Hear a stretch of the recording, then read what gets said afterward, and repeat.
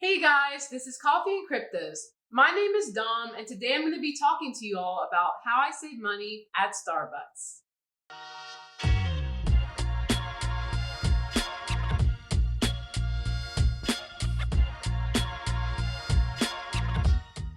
Welcome back to another video. Before we get into today's topic, the crypto word of the day is liquidity. What is liquidity?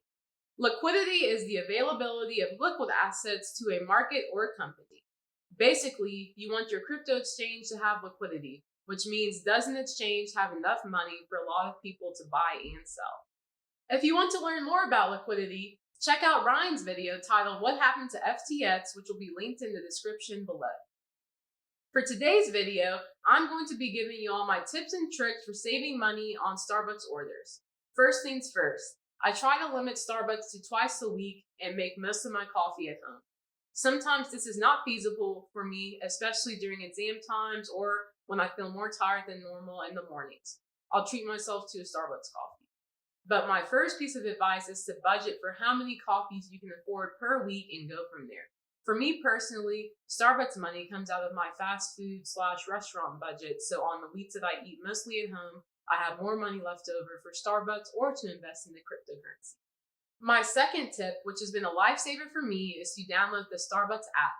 On the app, you get stars for every dollar you spend at Starbucks. Usually 150 stars will get you a free espresso-based drink. 50 stars will get you a free drip coffee or pastry. 400 stars will get you a free cup.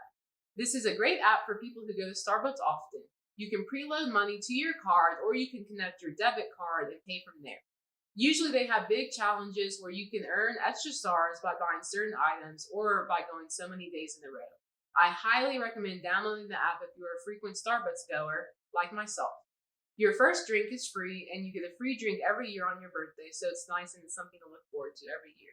My third tip is hard if you love lattes like me, but this is to choose coffee roast over espresso-based drinks. The more simple the drink, the cheaper the cost. Ordering espresso-based drinks like lattes and cappuccinos are way more expensive than ordering a pike-based blonde roast coffee or iced coffee.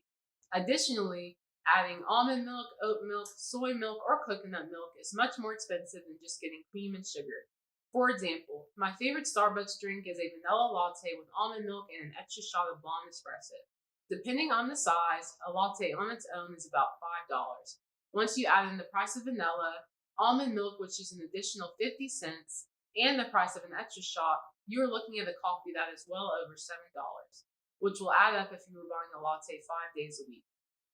But, on the other hand, if I order a blonde roast, which Starbucks calls their veranda roast, with a splash of oat milk and a venti, which is the largest size, that comes out to $3.52, which is much more affordable.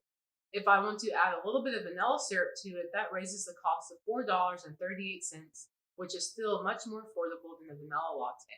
My fourth tip is to avoid adding in dairy-free milk options if you can. This is a hard one if you're like me and have a hard time tolerating dairy milk. One thing I've noticed is that it's cheaper if you order a regular iced coffee with standard 2% milk over ordering an iced latte with milk or with non-dairy milk. In fact, it's a $2 difference between ventis. It doesn't seem fair for those of us who cannot have whole milk, but I do recommend either ordering an iced coffee without any milk and adding your own in at home, or if you do choose to order iced coffee with oat milk instead of a latte, you are still saving about $1.50 in total. My fifth and final tip is to order smaller if you can. Starbucks sizes range from short to Trenta. Hot drinks go from short, tall, grande to venti. Iced drinks go from tall, grande, venti to Trenta for some drinks. A tall is 12 ounces, a grande is 16 ounces, and a venti is 24 ounces. This may seem obvious, but if you order a smaller size, you'll save yourself some money.